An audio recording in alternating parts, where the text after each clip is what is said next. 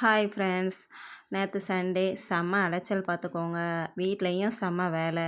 ஏன்னா ஃபங்க்ஷன் இருந்தால் வீட்டில் வேலை இருக்காதுன்னு நினச்சா அன்னைக்கின்னு பார்த்து தான் நிறைய வேலை இருக்கும். வீட்டில் அயர்ன் பண்ண வேண்டிய பேண்ட்டே நிறையா இருந்துச்சு. ஒரு 10 பேண்ட்டாவது நம்ம அயர்ன் பண்ணி முடிச்சிடணும் அப்படின்னு சொல்லிட்டு வேக வேகமாக பேண்ட்டெல்லாம் அயர்ன் பண்ணி முடிச்சுட்டு வீட்டில் காலையில் டிஃபனையும் முடிச்சுட்டு 2 ஃபங்க்ஷன். ஒன்று வந்து தூத்துக்குடியில், இன்னொன்று வந்து நாசரேத் பக்கம்.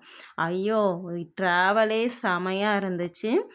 ஒரு சைடு வந்து எல்லாரையும் பார்க்க போகிறோம், நல்லா ஜாலியாக என்ஜாய் பண்ணிட்டு வரோங்கிற ஒரு சந்தோஷம் இருந்தாலும், இன்னொரு பக்கம் வந்ததும் வீட்டில் வந்து மறுபடியும் வேலை இருக்கே அப்படிங்கிற ஒரு பதட்டமும், ஒரு கொஞ்சம் ஐயோ! இன்னும் வேலை இருக்கே அப்படிங்கிற ஒரு ஃபீலிங்கும் இருந்துச்சு. யாருக்கெல்லாம் இப்படி இருந்திருக்குன்னு சொல்லுங்கள். அது மாதிரி வீட்டுக்கு வந்தோடனே படுக்கிற மாதிரி இருக்காது. வந்தோடனே எதையாவது ஒரு வேலையை செஞ்சுட்டு தான் படுக்கிற மாதிரி இருக்கும். இதுவே நம்ம கல்யாணம் ஆகிறதுக்கு முன்னாடி நினச்சி பாருங்கள். வந்தோமா படுத்தோமா, ஏம்மா எனக்கு இது வேணுமா அப்படின்னு சொல்லி சொன்னோமா அப்படின்னு இருக்கும். இப்போ தான் அம்மாவுடைய அருமைலாம் புரியுது. இதில் வேற இன்னொரு கொடுமை என்னென்னா, மதியம் போட வேண்டிய சாப்பாடை நைட்டும், நைட்டு போட வேண்டிய சாப்பாடை மதியமும் போட்டாங்க. ஏன்னா சாம்பார் சாதத்தை தூக்கி மதியமும், பிரியாணியை தூக்கி நைட்டும் போட்டுட்டாங்க. ரொம்ப கொஞ்சம் மதியம் போட்டிருந்தா இன்னும் கொஞ்சம் சாப்பிட்ருக்கலாம் அப்படிங்கிற ஒரு ஃபீல் இருந்துச்சு. ஏன்னா நைட்டு சாப்பிட்றது வந்து கொஞ்சம் ரேர் தான். நான் கொஞ்சம் கம்மி பண்ணி தான் சாப்பிடுவேன். அதாங்க அப்போது ஹெவியாக சாப்பிட்டது நெஞ்சுக்குள்ளேயே நின்ன மாதிரி இருந்துச்சு, ஒரு ஃபீல் இருந்தது. ஆனால் டேஸ்ட் மட்டும் அல்டிமேட்டாக இருந்துச்சு. அதுவும் சிக்கன் பிரியாணிக்கு சொல்லவா வேணும். போகிற வழி ஃபுல்லும் நிறைய கல்யாண வீடு, ஒரே கோயில் கூட அப்படின்னு தான். ஒவ்வொரு இடத்துலையும் ஆர்ச்சி மட்டும் அவ்வளோ அழகழகாக இருந்துச்சு.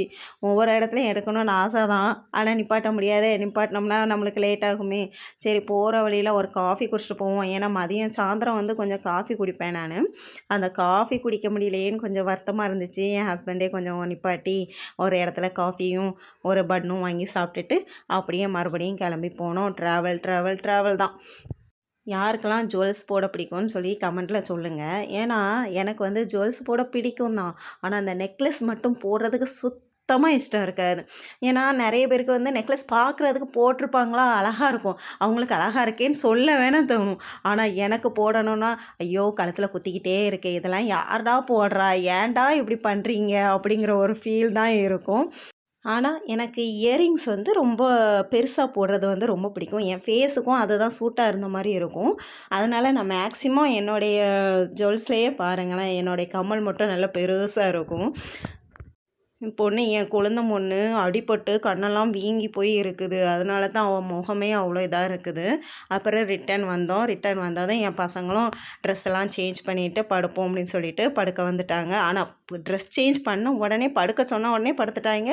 நல்லா தூங்கிட்டாங்க. அவ்வளோ அழுப்பாங்க. நான் மட்டும் பெரியவனுக்கு ஒரு சின்ன ப்ராஜெக்ட் இருந்தது. அதை மட்டும் முடிச்சுட்டு நானும் படுத்துட்டேன். Bye friends.